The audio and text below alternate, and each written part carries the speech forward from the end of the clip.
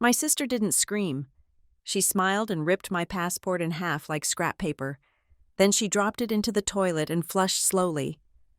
Watching my freedom spin away with the $6,000 I had worked 2 years to save.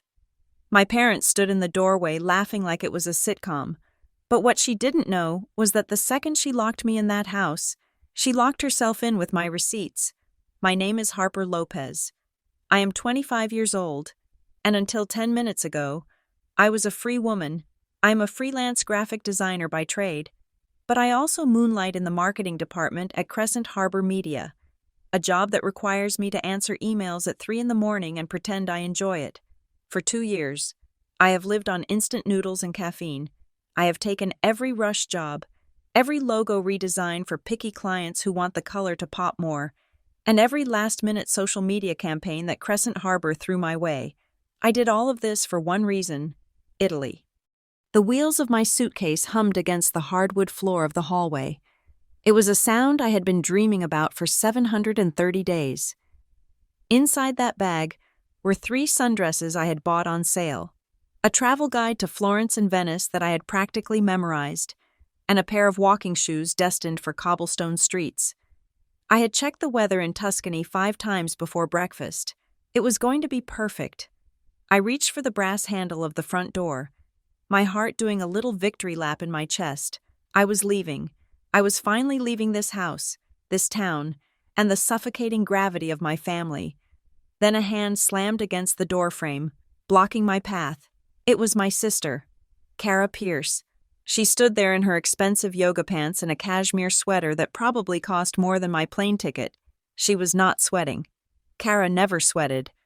She just glowed with that infuriating, effortless sheen of someone who had never actually worked for anything in her life. "Going somewhere?" she asked. Her voice was sweet, dripping with that faux concern she used whenever she wanted something. It was the same tone she used when she needed me to co-sign a loan or cover a bill she had conveniently forgotten. I tightened my grip on the handle of my suitcase. "I told you. Kara, my flight leaves in 3 hours. I need to get to the airport. Move." She did not move.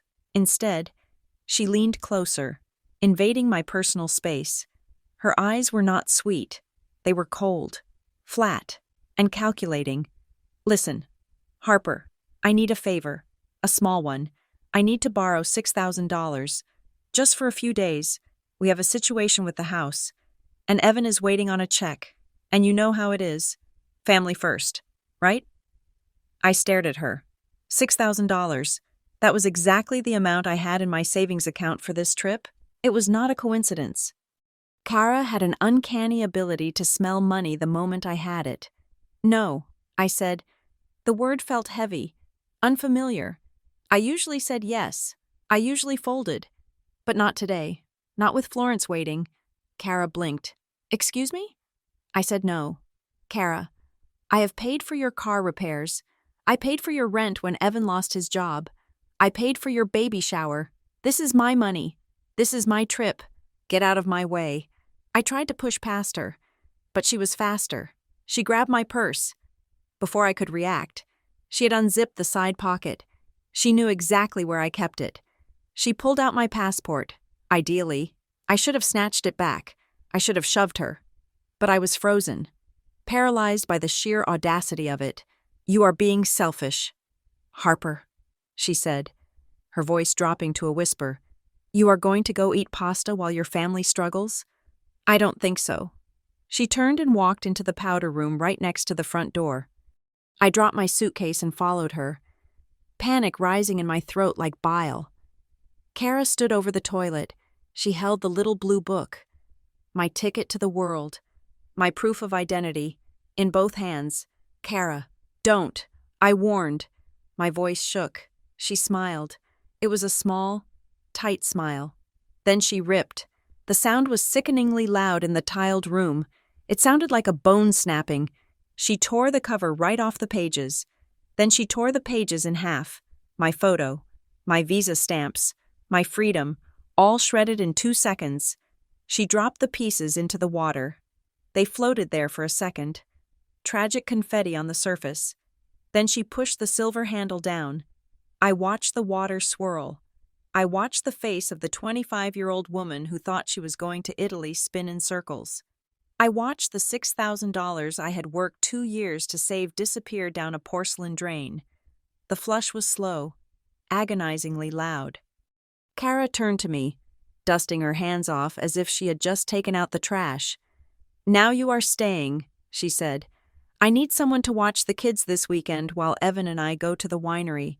I backed out of the bathroom, gasping for air. My parents, Diane and Frank, were standing in the living room doorway. They had seen everything. They had heard the rip. They had heard the flush. Mom? Dad? I looked at them, waiting for the outrage, waiting for my father to yell, waiting for my mother to grab Kara by the arm. My father took a sip of his coffee. He chuckled. A low, dismissive sound. "Don't be so dramatic. Harper, it is just a trip. Your sister needs you." My mother nodded, adjusting the collar of her blouse. "Really? Honey, you are making such a big deal out of it. You can go another time. Family is more important than sightseeing." They were laughing. They were actually laughing. It was like a scene from a twisted sitcom where the punchline was my life. The air in the house suddenly felt thick, heavy like concrete. The front door was 5 feet away, but it felt like it was on another planet. The lock clicked as my father casually walked over and turned the deadbolt. Not to keep intruders out, but to keep the peace in, to keep the servant indoors. I realized then that this was not a home. It was a minimum security prison, and I was the only inmate who didn't know the sentence was life. I did not scream. I did not throw a vase. I felt a coldness spread through my chest, freezing the tears before they could reach my eyes. I picked up my suitcase. It felt heavier now, like it was filled with lead. I turned my back on them. I walked up the stairs, one step at a time, listening to Kara asking Mom what was for lunch. They had already moved on. The destruction of my dreams was just a Tuesday morning activity for them. I went into my bedroom and locked the door. My hands were shaking so hard I could barely unzip my laptop bag. I sat at my desk, the desk where I had spent hundreds of nights working for Crescent Harbor Media, the desk where I had designed logos until my eyes burned. I opened my laptop and clicked on a file I had named Project Florence, but I didn't look at the itinerary. I clicked on the second tab, the one I had never shown anyone. It was a spreadsheet, a simple, brutal list of dates and numbers. August 3rd, 2023, Kara car repair, $1,200. November 12th, 2023, Mom medical bill that turned out to be Botox, $800. January 4th, 2024, Kara rent assistance, $2,500. I scrolled down. The list went on and on. Every time I had said yes, every time I had been the good daughter, every time I had bought peace with my own labor. I looked at the total at the bottom of the column. Kara had borrowed a total of $14,800 over the last 4 years, not including the emotional damages, not including the passport she just flushed. I stared at the number. The shaking in my hands stopped. The sadness evaporated, replaced by something sharp and cold and incredibly clear. They thought they just ruined a trip, but they just activated an audit. You do not become the family doormat overnight. It is a slow, methodical erosion. It happens one crisis at a time, one guilt trip at a time. Until you stop seeing your bank account as your own and start seeing it as the family emergency fund.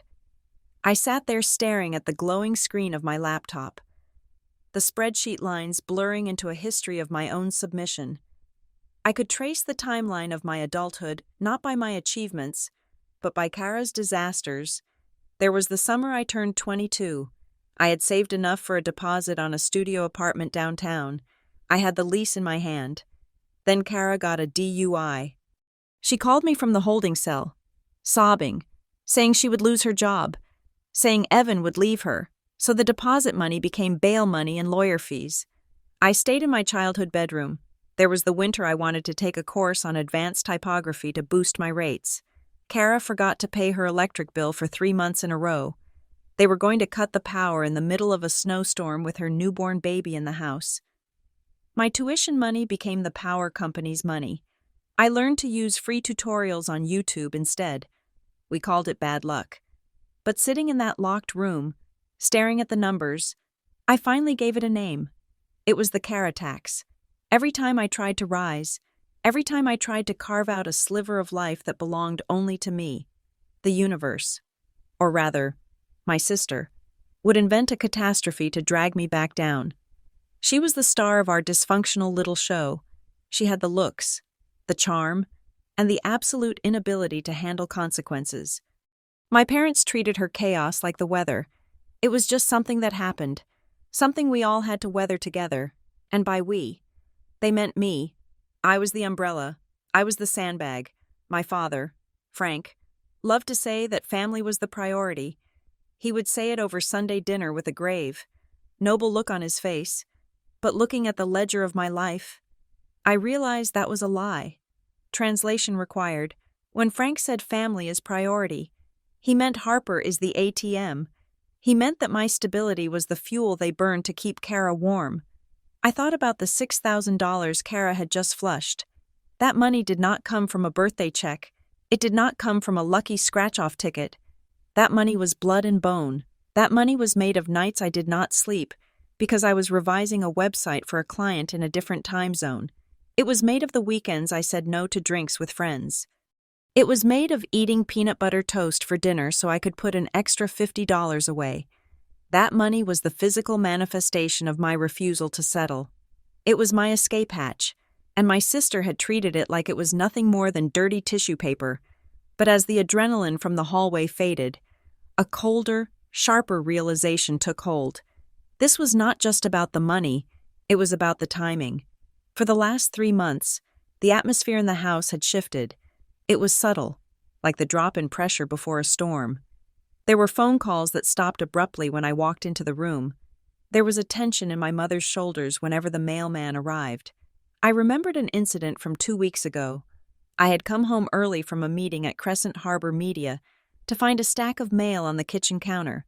There was a thick envelope from a bank I did not bank with, but I could have sworn I saw my initial on the plastic window. Before I could reach for it, my mother, Diane, had swooped in. She moved with a speed that defied her age. She snatched the pile of envelopes off the counter, clutching them to her chest. "Junk mail," she had said, her voice a little too high, a little too breathless. "Just credit card offers. You know how they waste paper. Harper, I will shred them for us." I had let it go. I was tired. I trusted her. Why would I not trust the woman who gave birth to me? But now, the memory replayed in my mind with a sinister clarity. Why was she so nervous? Why did Kara keep making those little comments lately? Just yesterday, Kara had stood in my doorway while I was packing. She did not ask about my itinerary. She did not ask if I was excited. She just watched me fold my clothes with a strange, predatory intensity. "You are not really going, are you?" she had asked. "Of course I'm going," I had replied. She had laughed. A dry sound. "I don't think so. The house needs you. We need you. You belong here. Harper, you are the glue." I thought she was being clingy. I thought she was jealous. But looking back, it sounded less like a sister missing her sibling and more like a warden reminding a prisoner of their sentence. You are not going anywhere. It was not a prediction. It was a statement of fact. They knew. They all knew something I did not. I stood up and paced the small length of my room. My suitcase lay open on the floor, a mockery of my plans. The sun was setting outside, casting long, cage-like shadows across the rug. I could not stay here, not tonight. The air in the house felt poisonous. If I stayed, if I slept in this bed tonight, I felt like I would never wake up. I would dissolve into the walls. I would become just another fixture, like the lamp or the rug, something they owned and used. I did not care about the flight anymore. I did not care about Florence. I just needed to be on the other side of that front door. I needed to be somewhere where my passport was not garbage and my bank account was not a community chest. I grabbed my phone. I needed to call a ride. I needed to get out before they realized I was done playing the role of the good daughter. I reached for the door handle, fully intending to march downstairs, push past my father, and walk into the night. But I paused. My hand hovered over the brass knob. Why had my mother looked so terrified of an envelope? Why had Kara looked so smug when she destroyed my ID? It was extreme, even for her. Destroying a federal document was a felony. You do not commit a felony just to get a babysitter. You do it because you are desperate. You do it because you need to stop someone from leaving at all costs. What were they hiding in this house that was worth $6,000 and a potential prison sentence? I had no idea that while I was standing there, worrying about lost money and missed flights, they had already moved to the next phase of their plan. I thought I was dealing with a toxic family drama. I did not know that downstairs, in the hushed whispers of the kitchen, they had already prepared a script to turn me into a criminal. The staircase seemed to have grown longer in the 10 minutes I had spent upstairs. I gripped the handle of my suitcase until my knuckles turned white, taking a breath that rattled in my chest. I had to be careful. If I screamed, if I cried, if I showed them an ounce of the hysteria bubbling under my skin, they would use it. They would look at me with that pitying, condescending gaze and tell each other I was having an episode. They would invalidate my anger by labeling it insanity. I could not give them that ammunition. I had to be ice. I had to be stone. I descended one step at a time. The wheels of the suitcase thumped against the carpeted steps, a steady, rhythmic drumbeat announcing my departure. At the bottom of the stairs, the architecture of the house, which I had known my entire life, suddenly felt hostile. The foyer was no longer an entryway. It was a choke point, and standing right in the center of it, blocking the heavy oak door, was my father. Frank was not a small man. He had spent 30 years working in construction before moving into management, and he still carried that density in his shoulders. He stood with his arms crossed over his chest, his feet planted wide apart. He looked less like a father saying goodbye to his daughter, and more like a bouncer at a club where I was not on the list. I stopped on the last step. I did not look at the floor. I looked him in the eye. "Move, Dad," I said. My voice was steady, lower than usual. Frank did not move. He reached behind him without breaking eye contact. I heard the metallic slide of the deadbolt, then the click of the handle lock, then the distinct rattle of the chain being slid into place. "You are not stepping out of this house." "Harper," he said. His voice was flat, devoid of the jovial warmth he used when neighbors were around. This was the voice he used when he was negotiating a contract he intended to break. I felt a cold prickle of sweat on the back of my neck. This was not a disagreement. This was not a family spat. I shifted my gaze to the living room archway. My mother, Diane, was standing there. She was leaning against the wall, her arms wrapped around herself as if she were the one under attack. "Honey, please," she said. Her tone was sickeningly sweet, the auditory equivalent of rotting fruit. "We just want to help you make the right decision. Just transfer the money to your sister. We can resolve this in 5 minutes. Then we can all have dinner. Transfer the money." It was so simple for them. Just hand over the $6,000 I had bled for, and the cage would open. I looked past my mother. Kara was pacing slowly in the dining room, rocking her baby on her hip. The baby was sleeping, completely unaware that his mother was holding him like a shield. Kara looked up at me. She did not look guilty. She did not look apologetic. She looked triumphant. It was the look of a chess player who had just cornered the king. She had destroyed my passport to cut off my escape, and now she was using our parents to extract the cash. It was a pincer movement.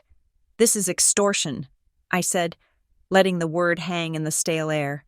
"You are holding me against my will to force me to give you money. Do you realize what that is? That is a crime." Diane sighed. A long, weary sound. "Oh, stop using those big words. Harper, you always overthink things. We are your family. We are just asking you to share. I am leaving," I said. I reached into my pocket and pulled out my phone. My thumb hovered over the rideshare app. I did not care if I had a passport or not. I would sleep on a bench at the airport before I spent another night under this roof. Frank took a step forward. The floorboards groaned. "Put the phone away. I am calling a taxi," I said, not looking up. "Give me the phone." "Harper," Frank commanded. He held out a hand. It was a hand that had spanked me when I was 5, guided my bike when I was 7, and was now threatening me when I was 25. "You are too worked up. You are not thinking clearly. I am not going to let you go running out into the street in this state. You will calm down, and we will talk like adults." I stared at his hand. Then I looked at the distance between us. 5 feet?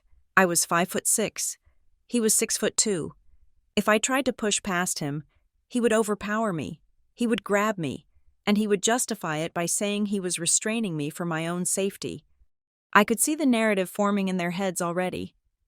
Harper lost her mind. We had to stop her from hurting herself. Physical confrontation was a losing game. I could not outmuscle them. I had to outthink them. I tightened my grip on the phone, then let my shoulders slump. I let the tension drain out of my posture. I lowered my head, hiding the sharp calculation in my eyes. "Fine," I whispered. Diane perked up, clapping her hands together softly. "See, Frank, she is listening. She is being reasonable." I took a deep breath, making it sound shaky and defeated. "You win. I cannot go to Italy without a passport anyway. What is the point?" Kara stopped pacing. A smirk played on her lips. She kissed the top of her baby's head, her eyes fixed on me. "I knew you would do the right thing. Harper, I cannot do this right now," I said, rubbing my temples. "I feel sick. I'm going to transfer the money, but I need a minute." "Can I just use the bathroom first? Please? I feel like I'm going to throw up." It was the perfect lie. It played into their perception of me. Harper the weak, Harper the dramatic, Harper who folded under pressure, and the request was so biological, so basic, that denying it would make them feel like monsters. They needed to believe they were the good guys. Good guys let people use the bathroom. Frank hesitated, his hand still outstretched. He looked at Diane. Diane nodded benevolent permission. "Go ahead. Sweetie, wash your face. We will be right here." Frank lowered his hand. He stepped aside. Just a fraction, clearing the path to the hallway bathroom. The bathroom was halfway down the hall, past the living room, past the dining room, but at the end of that hall, past the bathroom, was another door. The heavy mahogany door of my father's private study. The room was strictly off-limits. Growing up, we were told never to enter. It was where Frank kept his important papers, where he handled the family business. It was always locked. But earlier that morning, I had seen him go in to grab a stapler, and he had not pulled the door fully shut until it clicked. I left my suitcase at the bottom of the stairs. I walked past Frank, keeping my head down, acting the part of the beaten child. I walked past Diane, who reached out to pat my shoulder. I flinched away, keeping my pace steady. I walked past the dining room where Kara was whispering something to the baby. I reached the door of the bathroom. I reached for the handle. Then I heard Frank say to Diane, "See? You just have to be firm with her." They were not looking. They were congratulating themselves. I did not turn the handle of the bathroom door. I exploded into motion. I launched myself down the remaining 10 feet of the hallway, my socks sliding on the polished wood. I hit the door of the study with my shoulder, praying it was unlatched. It gave way. I stumbled into the room, the smell of old paper and stale cigar smoke hitting me like a physical wall. I spun around, grabbed the heavy door, and slammed it shut. I heard a shout from the living room. "Hey!" I fumbled for the lock. It was an old-fashioned twist lock, stiff with age. My fingers slipped on the cold metal. Footsteps thundered down the hall. Heavy, angry footsteps. "Open that door!" Frank roared. I twisted the lock with both hands, putting every ounce of my strength into the turn. Click! The handle jiggled violently from the other side, just as the bolt slid home. The door shook in its frame as a heavy body slammed against it. "Harper, open this door right now. You are making a mistake." I backed away, chest heaving, my heart hammering against my ribs like a trapped bird. I was in. I was trapped. But I was in. I was in the heart of the beast. I turned around and looked at the room. It was dimly lit by the fading evening light filtering through the blinds. There was a large oak desk, a wall of filing cabinets, and in the corner, a printer with a blinking green light. This was not a bathroom. This was the evidence locker, and I had just locked myself inside with the truth. The wood of the door vibrated against my spine, sending shockwaves through my ribcage with every blow my father landed on the other side. The sound was deafening in the small, enclosed space, a rhythmic thudding that sounded less like a knock and more like a battering ram. "Harper, open this damn door! You are being ridiculous! You are ruining this family!" His voice was muffled but furious, stripped of the calm, patriarchal authority he liked to project. This was the real Frank Lopez. This was the man who threw a remote control through a drywall when his football team lost. The mask had slipped, and the monster was banging to get in. I backed away from the door, my breathing coming in shallow, ragged gasps. I was safe for the moment. The lock was old but solid brass. Unless he took an axe to the wood, he was not getting in immediately. This room, my father's study, had always been a place of reverence in our house. It was the sanctuary where he did important things, where he managed the family empire of debt and appearances. We were taught to tiptoe past this door. Now, it was my bunker. I scanned the room, my eyes adjusting to the dim light filtering through the heavy blinds. It looked like a crime scene waiting to be processed. The massive oak desk dominated the center, covered in piles of paper that looked like chaotic snowdrifts. A wall of metal filing cabinets loomed on the left, their labels yellowed with age. A small safe sat in the corner, dark and impenetrable. A laser printer hummed quietly in sleep mode, its green light blinking like a slow heartbeat. I did not need to be a hacker.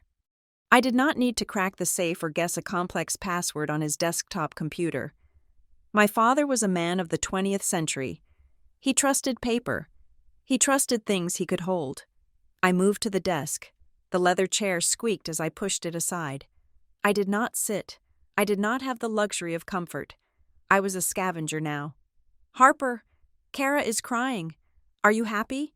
You are making your sister cry." My mother's voice joined the chorus outside. Shrill and accusing, I ignored them. I tugged on the main drawer of the desk. Locked. Of course. I tried the side drawers. The top one was stuck. The middle one slid open, revealing a graveyard of dried-out pens and paper clips. I yanked the bottom drawer. It resisted for a second, then gave way with a metallic screech. Jackpot. It was not organized. It was a mess of envelopes. Some opened, some sealed. I grabbed a handful, my fingers trembling. I flipped through them. They were not utility bills. They were bank statements, credit card offers, loan pre-approval letters, but the names on them made my blood run cold. There were envelopes addressed to Frank Lopez. There were envelopes addressed to Diane Lopez. And there were envelopes addressed to me, Harper Lopez. But the return addresses were from banks I had never walked into, lenders I had never contacted. I tossed the envelopes onto the desk surface, spreading them out like tarot cards of doom. Then I saw it, tucked in the back of the drawer. Rolling around loose was a silver USB drive. A piece of masking tape was stuck to it with my father's jagged handwriting in black marker. Tax/2025. I grabbed it. My fist closed around the cold metal. Why would he have tax files for next year on a separate drive? Why keep it here? Loose, instead of in the safe? It felt wrong. It felt secretive. I shoved the drive into the pocket of my jeans. Outside, the banging stopped. There was a silence that was somehow worse than the noise. I heard whispering. The floorboards in the hallway creaked. They were regrouping. They were looking for the spare key. I needed to hurry. I needed to document this. I reached for my phone to take a picture of the envelopes.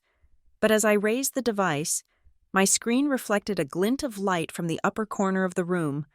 I froze. I looked up. Mounted high in the corner, nestled between the crown molding and the top of the bookshelf, was a small white sphere, a security camera.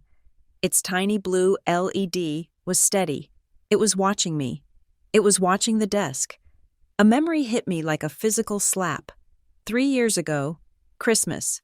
My father had bought a smart home security system because he was paranoid about delivery drivers stealing packages. He had bought a bundle that included indoor cameras. He had complained that the setup was too complicated, that the font on the manual was too small. "Harper, come fix this thing," he had yelled. "Make it work on the phone." I had installed the app on his phone. But because he kept forgetting his password, I had set up a shared account. I had installed the app on my phone too, so I could troubleshoot it for him remotely. I had never deleted it. My heart hammered against my ribs. I looked down at my phone. My thumb hovered over the icon. A little blue house. I tapped it. The app loaded. The spinning wheel on the screen felt like it took an hour. Connecting to living room. Connecting to foyer. Connecting to study. The screen flickered, and then, there I was, a live feed of myself, standing in the dim study, looking up at the camera with wide, terrified eyes. I swiped left. Event history. The timeline was a series of blue bars, marking every time the motion sensors had triggered a recording. I scrolled back. 10 minutes ago. I pressed play. The video quality was crisp, high definition. There was the foyer. I saw myself, looking small and defeated, holding my suitcase. I saw Kara, blocking my path. I saw the moment she snatched the passport. I saw the look on her face. It was not blurry.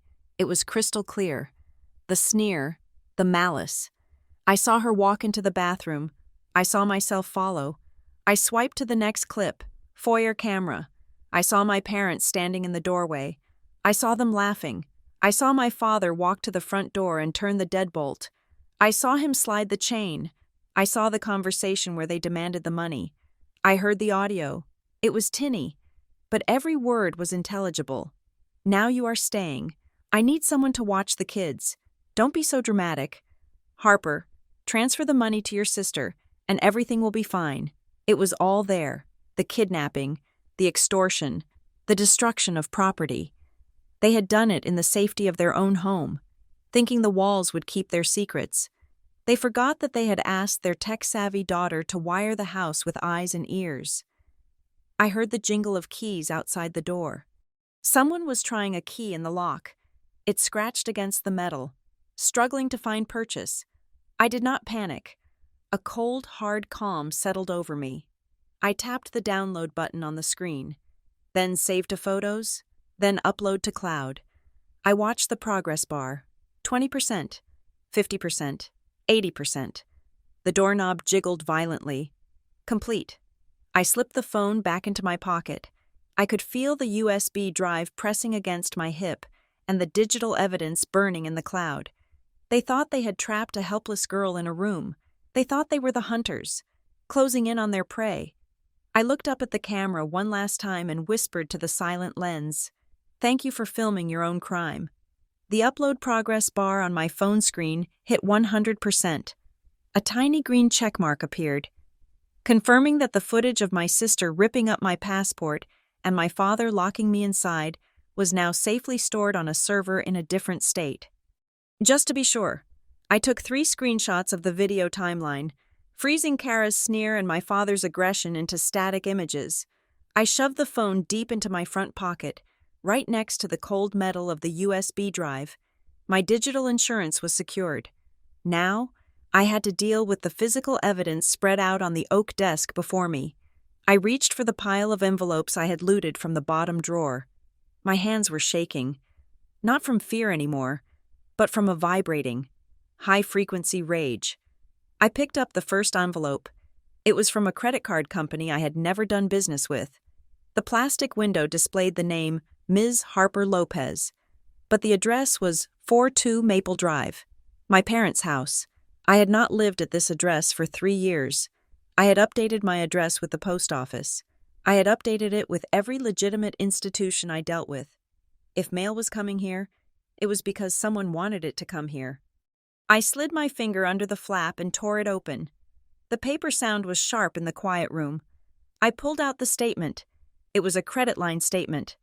Current balance, $12,450. I stared at the number.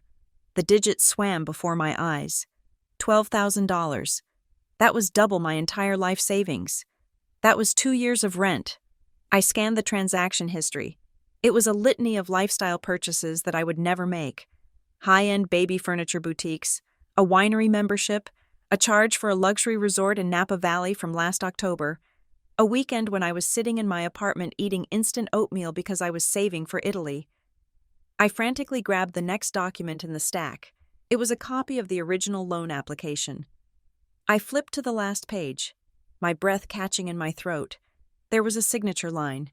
Applicant, Harper Lopez. And there was my name. It was my signature. The loop of the L was wide and sweeping. The H had the sharp vertical strike I had developed in design school. It looked exactly like my autograph. I brought the paper closer to my face. Squinting in the dim light? No, not exactly. I am an artist. I work with lines and pressure every single day. I know how ink flows from a pen when a hand moves with confidence. This signature was shaky at the start of the curves. The ink pooled slightly at the top of the P, indicating a hesitation, a pause. The person who wrote this was not writing their own name. They were drawing a picture of my name. It was a forgery, a skilled one, likely practiced over and over again on scrap paper until it was perfect enough to fool a bank algorithm. But it was a forgery nonetheless. I swept that paper aside and grabbed a thick, stapled document from the bottom of the pile. This one looked more formal. The header read, Oakwood Financial Services.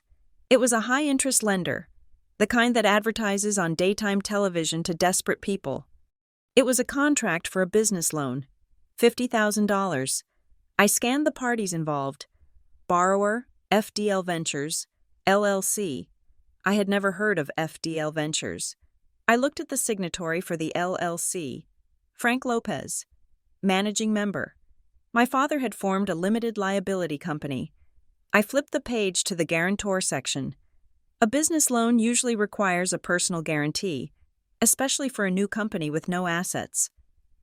Personal guarantor, Harper Lopez. My stomach dropped so hard I felt nauseous. My father had created a shell company, likely to hide his own bad credit, and had used my social security number and my credit history to guarantee the debt. If FDL Ventures defaulted, and knowing my father's business acumen, it definitely would. The collectors would not come for him. They would come for me. They would garnish my wages. They would seize my assets. They would destroy my future before it even began. I turned to the filing cabinet next to the desk. I needed to know where the money went. I yanked open the drawer labeled Family Finances. My father was old school. He printed everything. There was a thick folder labeled Monthly Expenses. I opened it. Inside was a spreadsheet printed on landscape paper. It was a master ledger of their deception. The columns were simple: date, bill due, amount, payment source. I ran my finger down the list. September 3rd, Oakwood loan interest, $600. Source, Harper Car Repair, help. October 10th, Visa minimum payment, $400. Source, Harper Rent Help. November 5th, FDL Ventures service fee, $200. Source, Harper Grocery Money. The room spun. All those times Kara had called me crying about a broken transmission. All those times Mom had whispered that Dad was short on the mortgage.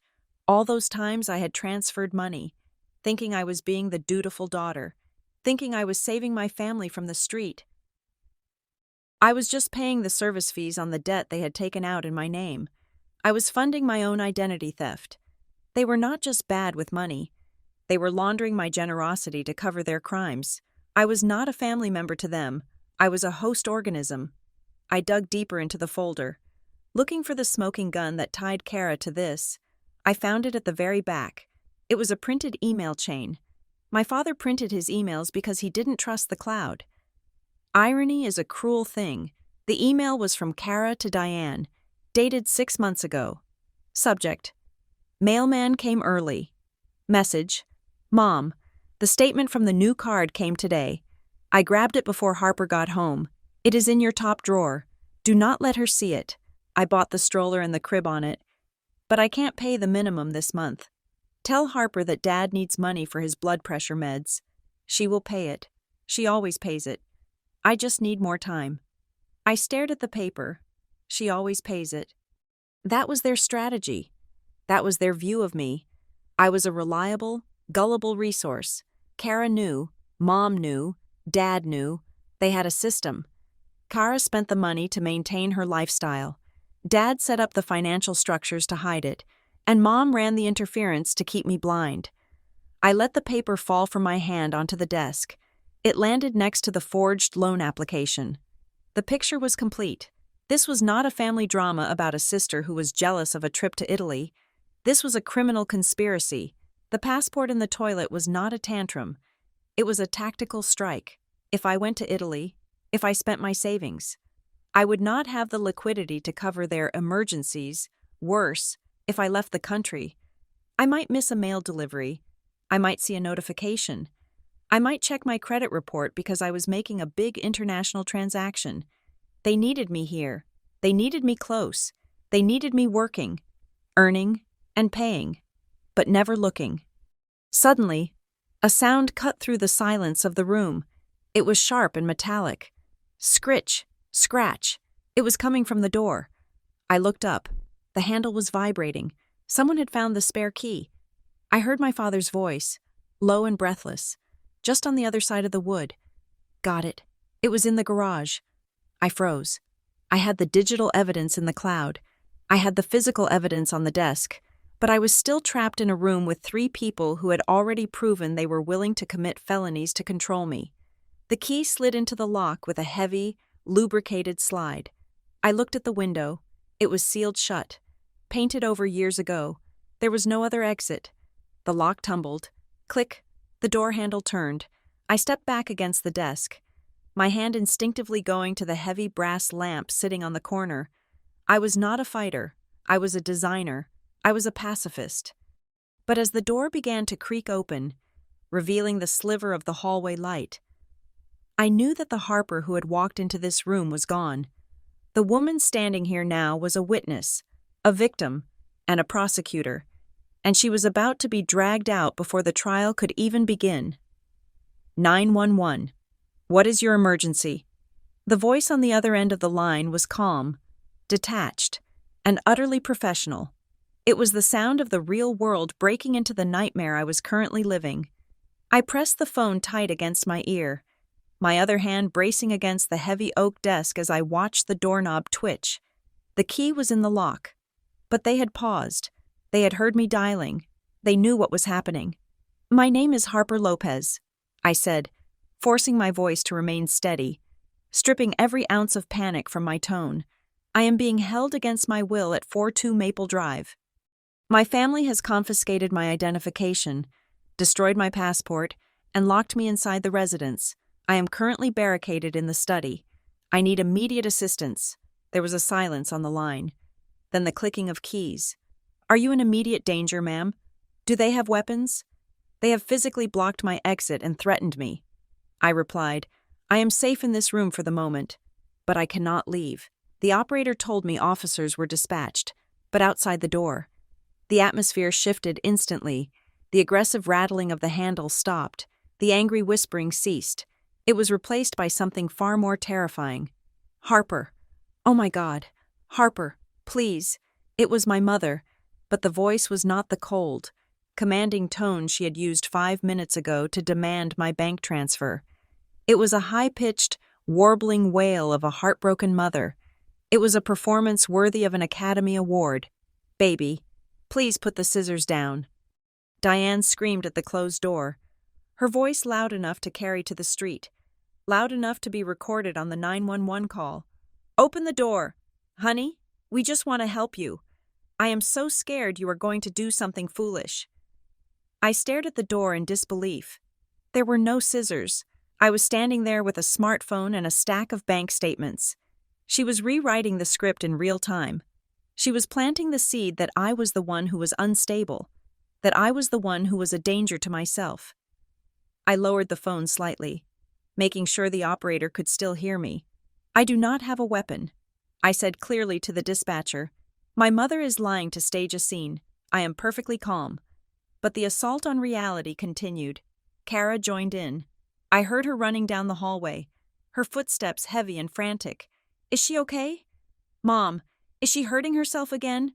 Kara shouted. Her voice was trembling with fake adrenaline. Harper, stop! You are scaring the baby. You are going to hurt someone. I felt a cold sweat break out on my forehead. They were good. They were terrifyingly good. They were building a probable cause for a psychiatric hold before the police even turned the siren on. If the cops walked in and saw a weeping mother and a terrified sister, and then found me locked in a room with a pile of stolen financial documents, what would they see? They would see a paranoid woman having a breakdown. I needed backup.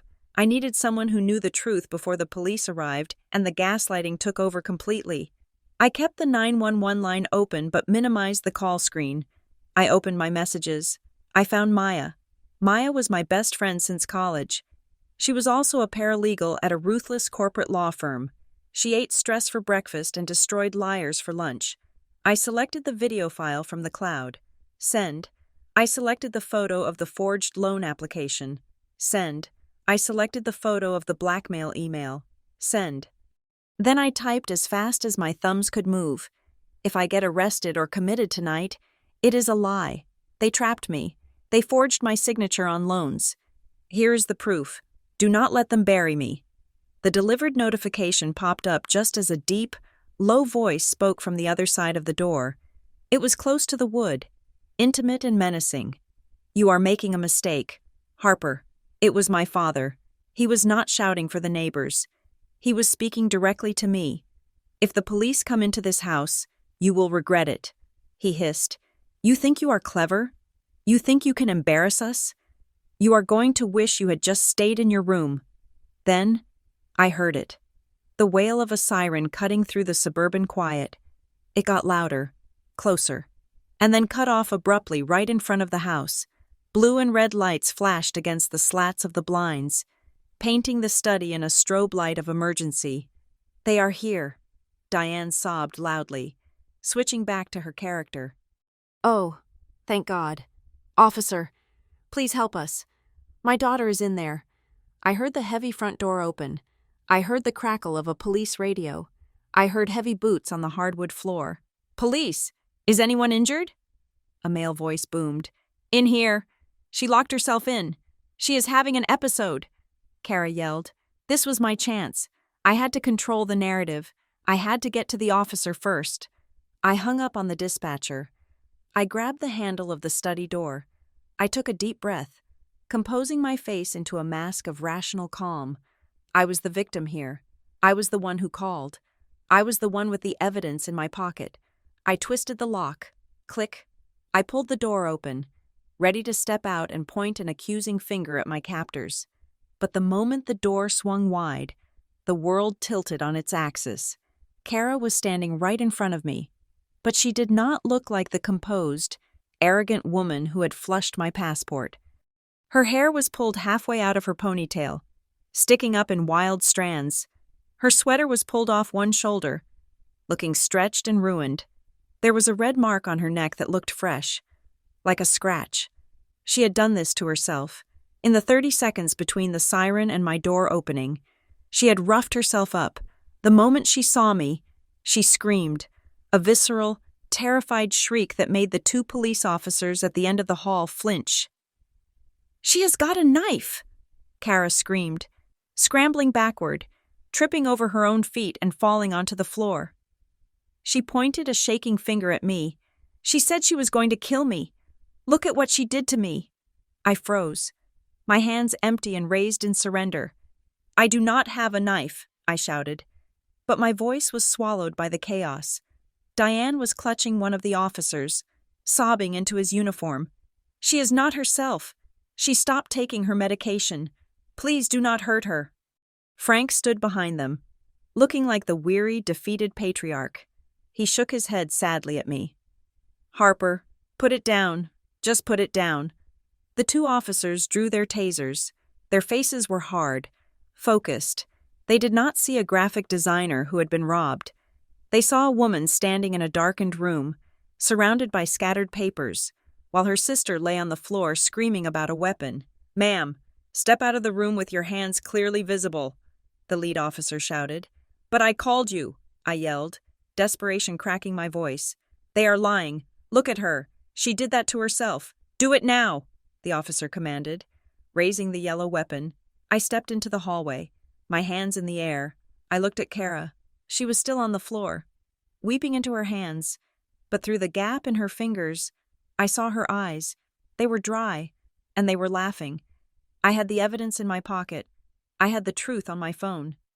But as the officer grabbed my wrist and spun me around to press me against the wall, I realized that truth is a slow thing, and lies are incredibly fast. Everything I had prepared, every piece of proof I had found, was about to be buried under the weight of 3 people who had rehearsed this scene while I was busy thinking I was safe behind a locked door. "Is there a weapon on her?" the second officer asked, patting me down roughly. "No weapon," the first officer said, checking my pockets. He pulled out my phone. He pulled out the USB drive. He pulled out the crumpled bank statements I had shoved in there at the last second. "See?" I gasped, my cheek pressed against the floral wallpaper of the hallway. "Check the phone. Check the videos." My father stepped forward. He put a hand on the officer's shoulder. Gentle, respectful. "Officer, she has been stealing from us," Frank said, his voice thick with regret. "She takes financial documents. She gets paranoid that we are hiding money from her. We tried to get them back, and she snapped. I stopped struggling. The cold realization washed over me like ice water. They were not just framing me for violence. They were framing me for the very crime they had committed. They were projecting their theft onto me. The officer looked at the stolen bank statements in his hand. Then he looked at me. "You have the right to remain silent," he recited. I looked at my mother. She turned her face away, burying it in her hands to hide the fact that she was not crying at all. I looked at Kara. She was helping herself up off the floor, smoothing down her ruined sweater, her performance complete. They had turned the house into a stage, and I was the only one who didn't know my lines. "Ma'am, put your hands behind your back, interlace your fingers, do it now." The command was absolute. The police officer did not shout it, which somehow made it worse. He spoke with the bored, dangerous authority of a man who just wanted to secure a volatile scene. I felt the rough texture of the wall against my cheek. My arms were pulled back, stretching the muscles in my shoulders. I felt the cold, hard plastic of a zip tie, or maybe just his firm grip. It was hard to tell in the numbness that had overtaken my body. This was the moment. This was the exact precise second where a family stops being a family and becomes a group of strangers willing to cannibalize one of their own to survive. "Officer, please be gentle with her," Frank said. His voice was thick with a sorrow that sounded so genuine it made my stomach turn. "She has been unstable for weeks now. We tried to keep it private. We thought we could handle it as a family." He was looking at the police, but he was performing for history. He was laying the groundwork for a narrative that would strip me of my credibility forever. If I was the crazy daughter, the paranoid daughter, then nothing I said about the money or the forgery mattered. It would all be dismissed as the ramblings of a sick mind. Diane stepped up next to him, wiping a tear that did not exist from her cheek. She was hysterical about money. "Officer." She came downstairs demanding $6,000 for some trip. When we told her we could not afford it, she snapped. She started screaming that we were ruining her life. She ran into Frank's study and locked herself in. We were just trying to keep her there until she calmed down. We were afraid she would run out into traffic. I listened to them weave this tapestry of lies. It was breathable. It was logical. To an outsider, it made perfect sense. The freelance artist's daughter, the financial stress, the breakdown. They took the truth, that I was locked in, and inverted the motive. I was not a prisoner. I was a patient, and they were not jailers. They were caretakers. I looked at Kara. She was still huddled on the floor, the grieving victim. She caught my eye for a fraction of a second. There was no remorse, There was only a cold, hard calculation. She knew exactly what she was doing. She was trading my freedom for her safety. If I went down as the aggressor, no one would look at the bank statements. No one would investigate the forgery. I would be processed, medicated, and dismissed. I took a deep breath.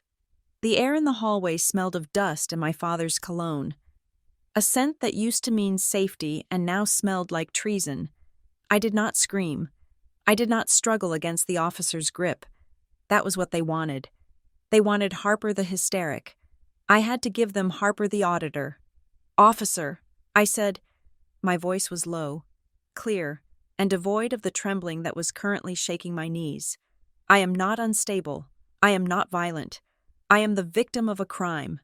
The officer holding me tightened his grip slightly. "Ma'am, stop talking. We will sort this out. You need to listen to me," I continued, keeping my tone flat and professional. My passport was destroyed by my sister less than an hour ago.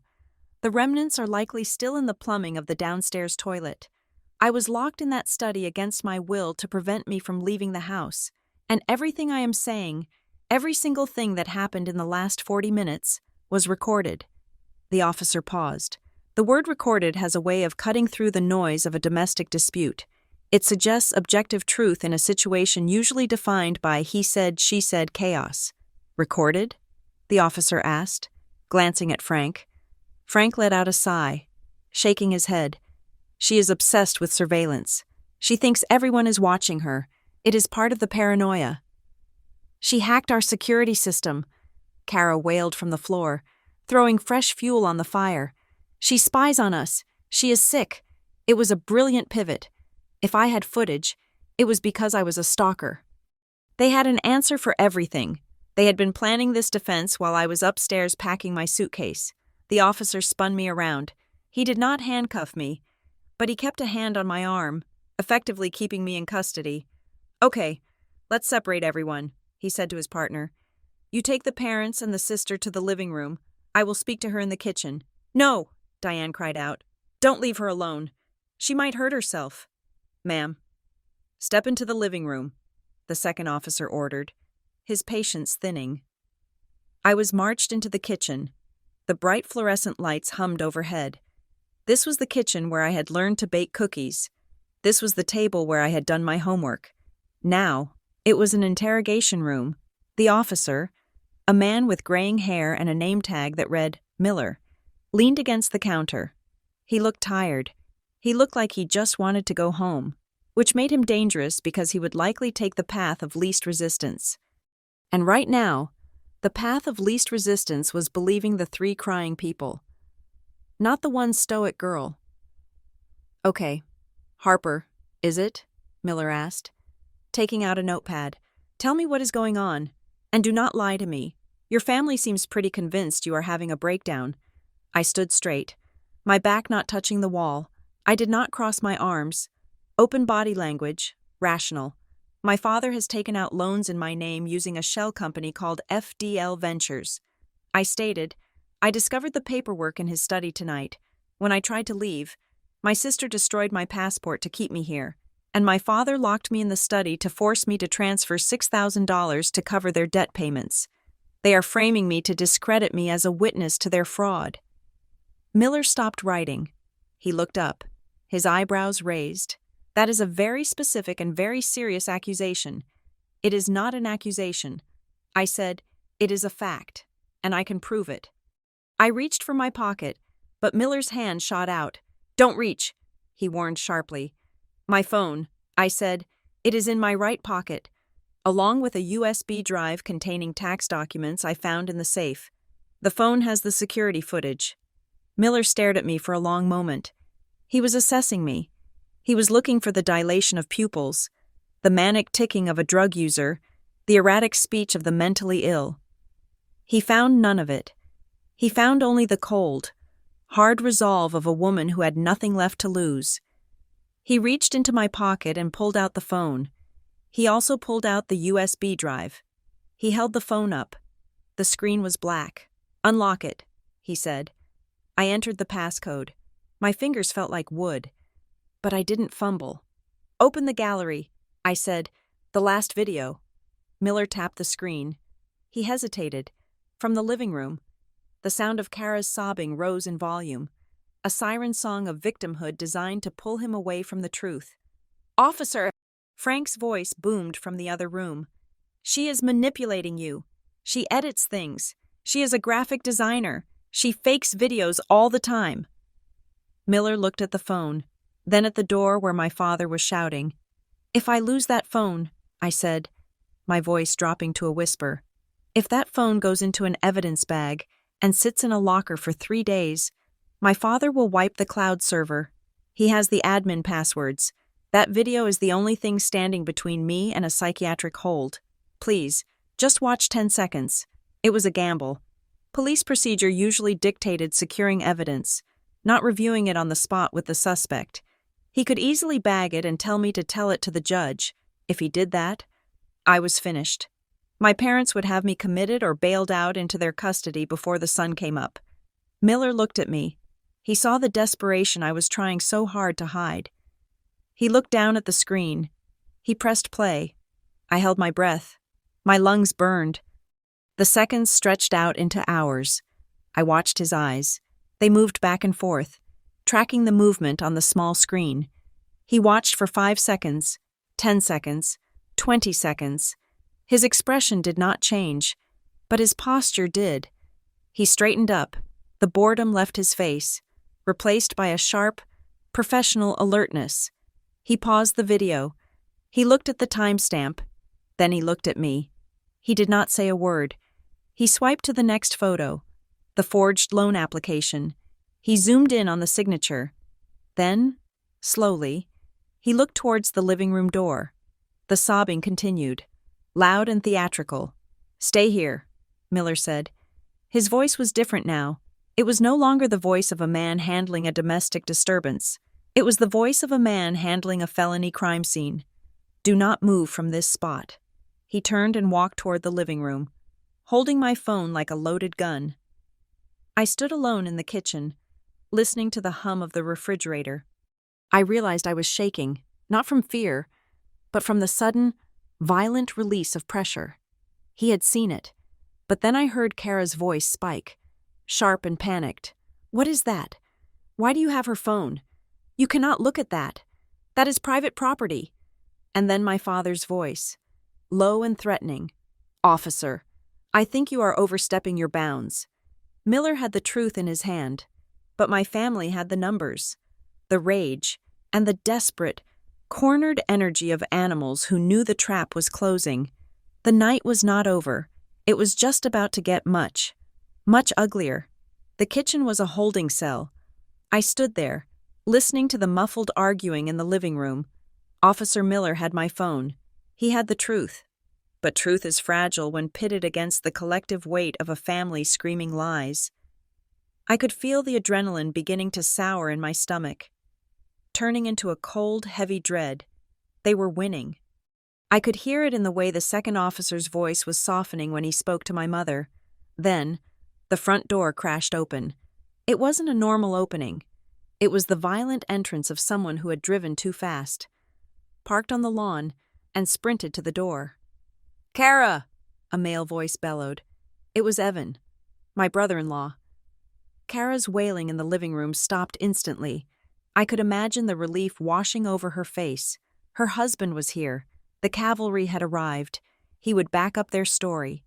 He would tell the police that I was the problem, that I had always been the black sheep, the unstable artist. Evan, thank God, Kara cried out, her voice pitching up into that frantic, helpless frequency she perfected in high school drama club. She is crazy. She attacked me. Tell them, Evan, tell them how she gets. I stepped to the doorway of the kitchen. Officer Miller held up a hand to stop me, but he didn't push me back. He was watching the hallway with narrowed eyes. Evan stormed into view. He was wearing his work uniform, a polo shirt with a logistics company logo, stained with sweat under the arms. He looked wild. His hair was a mess, and his chest was heaving. But he wasn't looking at me. He wasn't looking at the police. He was staring straight at his wife with a look of pure, unadulterated betrayal. He didn't rush to comfort her. He didn't hug her. He held up a crumpled piece of paper in his fist like a weapon. "What is this, Kara?"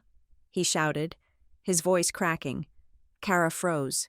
She was mid-sob, her face a mask of tragic victimhood, but it crumbled instantly into confusion. "What, honey? Do not honey me!"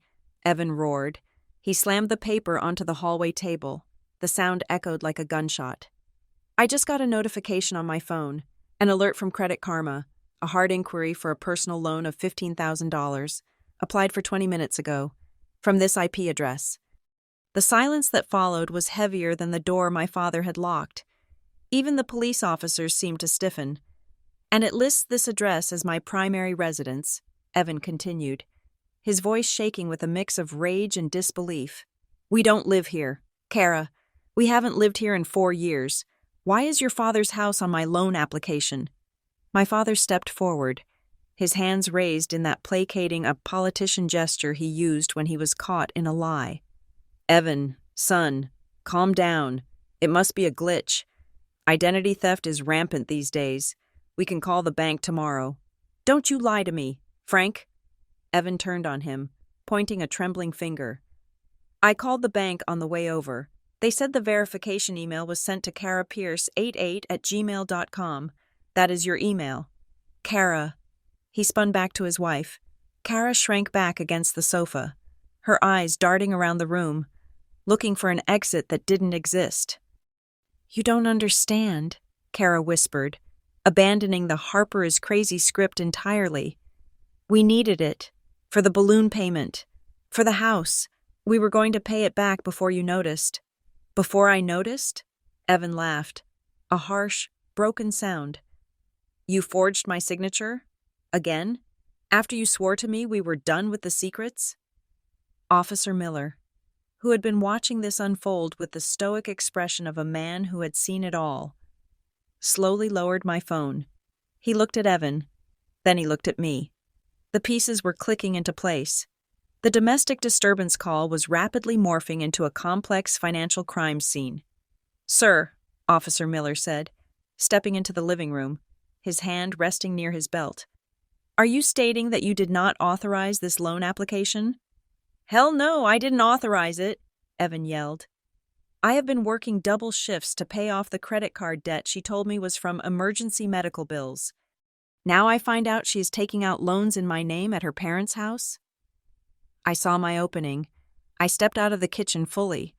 The second officer moved to block me, but Miller waved him off.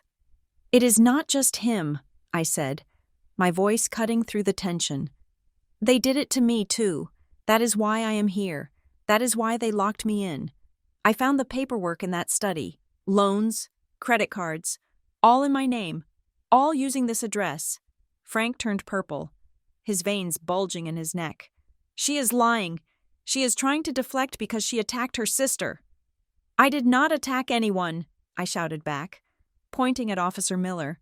"Check the video. Officer, right now. It shows Kara ripping up my passport because I refused to give them $6,000 to cover their fraud. It shows Dad locking the door." Officer Miller looked at the screen of my phone, which was still in his hand. He tapped it. He turned the screen so his partner could see. "It looks pretty clear to me." "Frank," Miller said, his tone dropping the "sir." "I see a young woman trying to leave. I see you engaging the deadbolt and the chain. That is unlawful imprisonment." Frank scrambled. That video is manipulated. She is a graphic designer. She works with computers. She used AI. You know how real those things look now? She made it up to frame us." It was a desperate, flailing defense, the deepfake defense. He was betting on the police being technologically illiterate, but Evan wasn't having it. He looked at me, really looked at me. For the first time in years, he saw the suitcase. He saw the terror in my eyes that was slowly turning into resolve. "It is not a fake," Evan said quietly. Everyone turned to him. "I saw the envelopes," Evan said, his voice hollow. "Months ago, when we were here for Thanksgiving, I saw a stack of mail on the counter, credit card offers, bank statements, I saw Harper's name. I saw my name. I asked Kara about it, and she said it was just junk mail that got sent here by mistake. She grabbed them and threw them in the recycling bin. He looked at Kara, disgust written all over his face. You didn't throw them away, did you? You took them out of the bin when I wasn't looking. Kara burst into tears. Real tears this time. Ugly, gasping sobs of someone who realized the walls were closing in. We were going to lose the house. Evan, Mom and Dad, they made bad investments. They needed help. We are family. We help each other. By stealing from us? Evan asked. By ruining my credit? By ruining Harper's life? Officer Miller clipped his radio. Dispatch, I need a supervisor on scene at 42 Maple Drive. We have a situation involving potential fraud, unlawful imprisonment, and domestic dispute. Possible multiple suspects. The room seemed to shrink. The air was sucked out of it. My mother, Diane, finally dropped the act. She sank onto the sofa, burying her face in her hands. Frank stood frozen, staring at the officer's radio as if it were a bomb. Kara looked up. Her mascara was running down her face in black streaks. She looked at Evan, who was refusing to meet her eyes. Then, slowly, she turned her head and looked at me. For 25 years, Kara had looked at me with pity, with condescension, or with jealousy. She had always been the golden child, the one who could do no wrong, the one who was protected, but now, for the first time in her life, she looked at me with fear.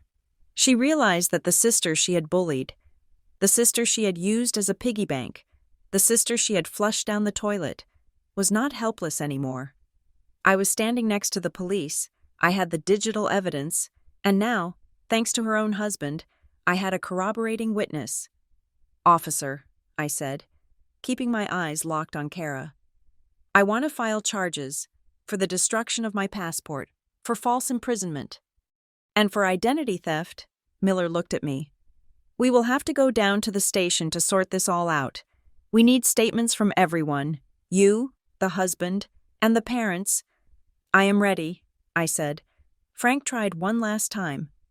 Officer, surely we can handle this internally. It is a family misunderstanding. My daughter is just emotional about her vacation.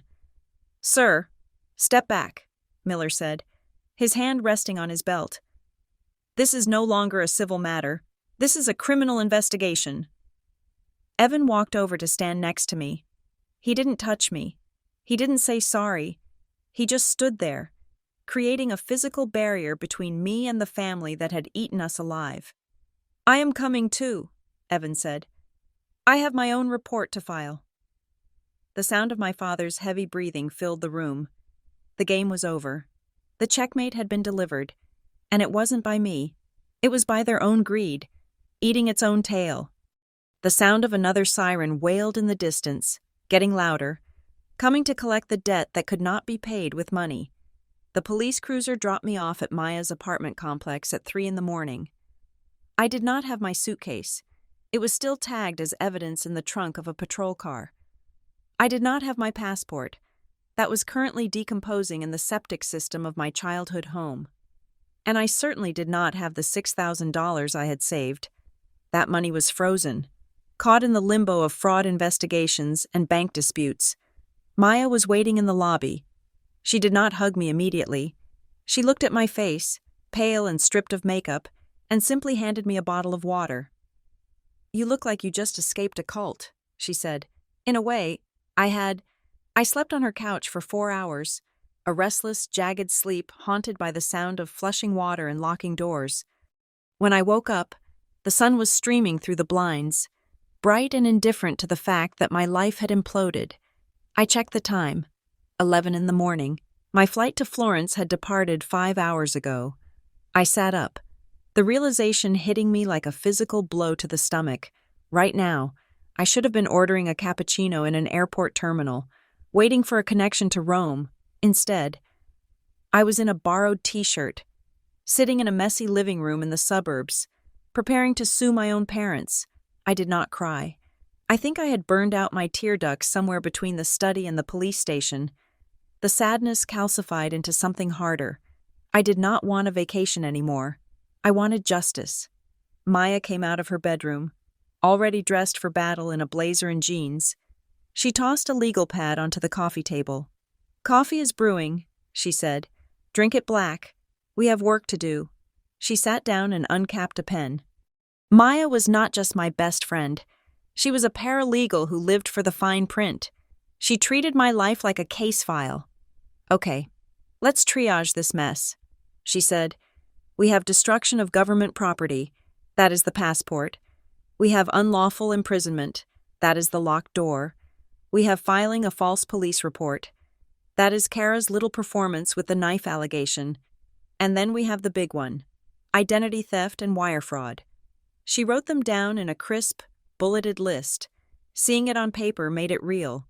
It was not just family drama. It was a rap sheet. I opened my laptop, which I had thankfully kept in my bag when the police arrived. I needed to see the damage.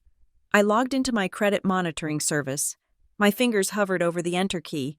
I was afraid of what I would find. I clicked. The dashboard loaded. My score had dropped 40 points in 2 weeks. But that was not the shock. I scrolled down to the inquiries section. There were the ones I knew about: the credit cards, the business loan for FDL Ventures, but there was one more.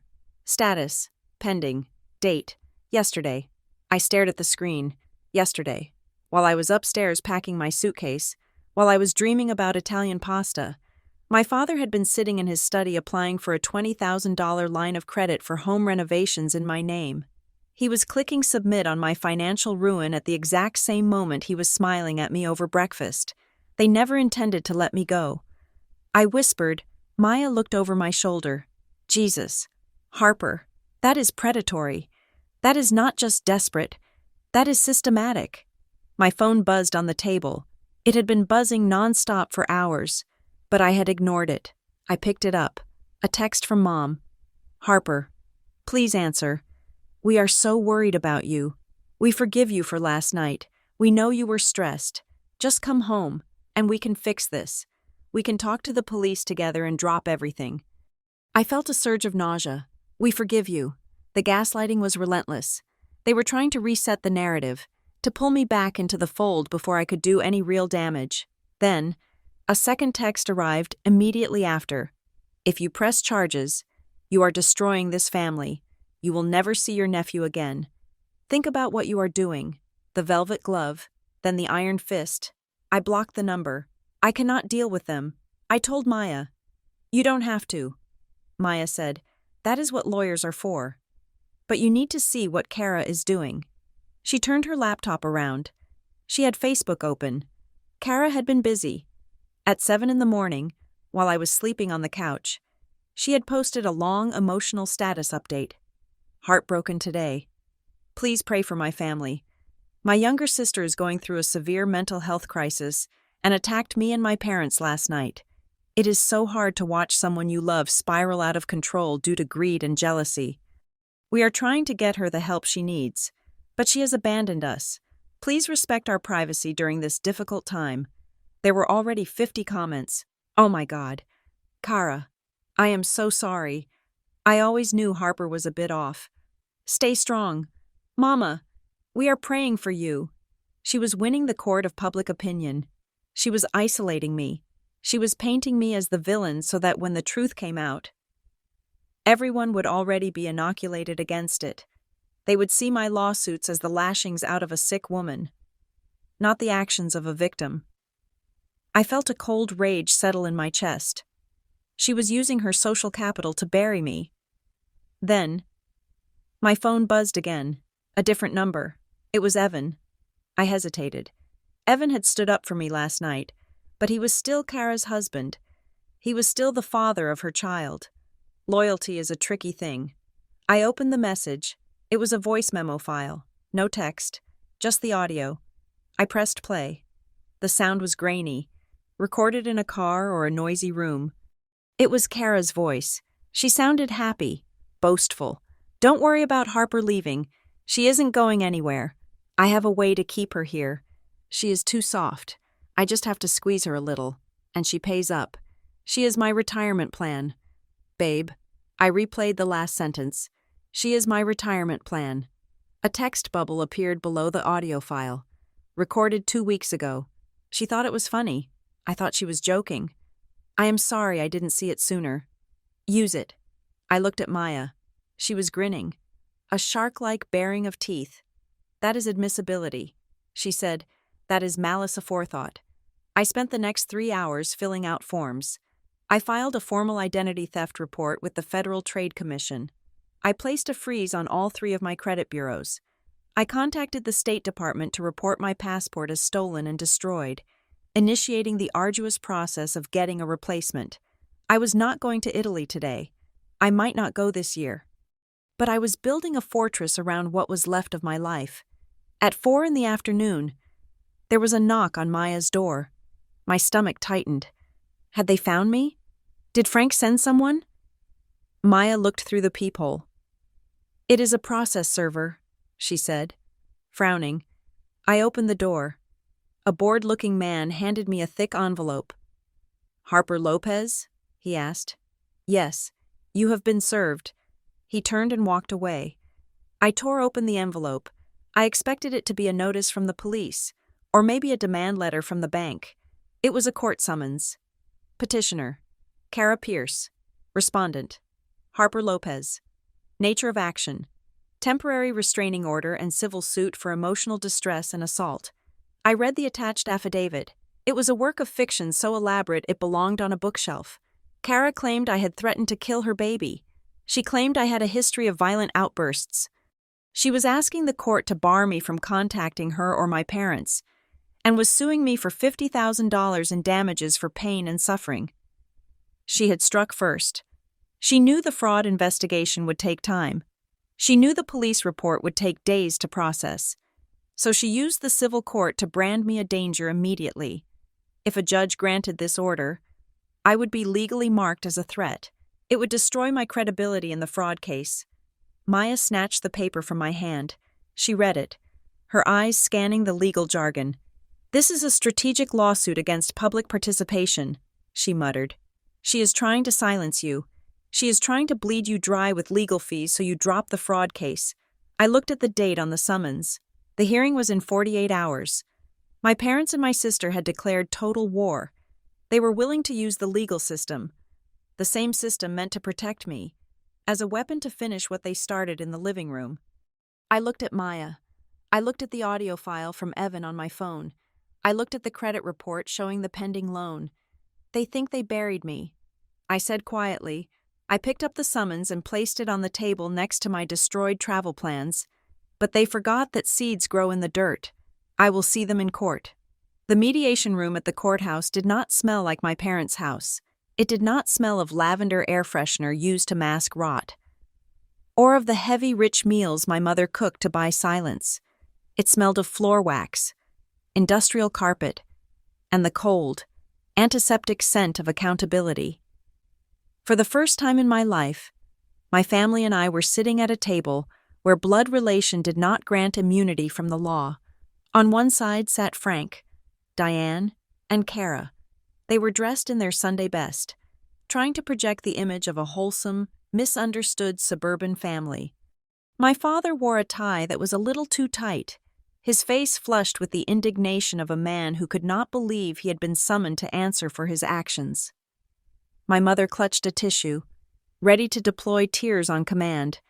Kara sat between them, looking small, pale, and furious. On the other side sat me, Maya, and my attorney, and next to us, sitting separately, but clearly not with them, was Evan, the mediator, a stern woman named Mrs. Galloway, who looked like she had heard every lie ever invented. Opened the file. We are here to address the petition for a permanent restraining order filed by Ms. Harper Lopez, as well as the countersuit filed by Ms. Kara Pierce. She said. Her voice was dry, devoid of emotion.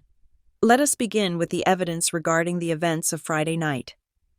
Kara immediately sat up straight. She is unstable, Kara blurted out, her voice trembling with practiced fear. She threatened me. She has been erratic for months. We were just trying to protect her from herself." My attorney did not argue. He simply placed a tablet on the center of the table. "We would like to submit Exhibit A," he said, "unaltered security footage from the residence at 42 Maple Drive, time-stamped and verified by the cloud service provider." He pressed play. The room went silent. The video was crisp. Everyone watched as Kara stood in the hallway, looking not fearful, but arrogant. They watched her snatch the passport. They heard the distinct sound of paper tearing. They watched her walk into the bathroom. Then, the video switched angles. They watched Frank lock the door. They heard the click of the deadbolt. They heard the conversation. "Now you are staying. I need someone to watch the kids. Transfer the money to your sister, and everything will be fine." The video ended. The silence that followed was heavy, suffocating. It was the sound of a narrative dying. Mrs. Galloway looked up from the screen. She looked at Kara. Then she looked at Frank. "This does not look like protection." "Mr. Lopez," she said, peering over her glasses, "this looks like extortion." "It is out of context," Frank sputtered, slamming his hand on the table. "You do not understand our family dynamic. We were joking. It was a joke." My attorney placed the next document on the table. "And here is Exhibit B, a credit report generated yesterday. It shows a pending application for a $20,000 home improvement loan in Harper Lopez's name, initiated from your IP address while she was locked in your study. Was that a joke too?" "Mr. Lopez?" Frank opened his mouth, but no sound came out. He looked at Diane for help, but she was staring at the table, realizing that her role as the enabler had just been documented in federal ink. Evan spoke up then. He slid a thick manila envelope across the table. "I found these in the recycling bin and in Kara's nightstand," Evan said, his voice flat and tired.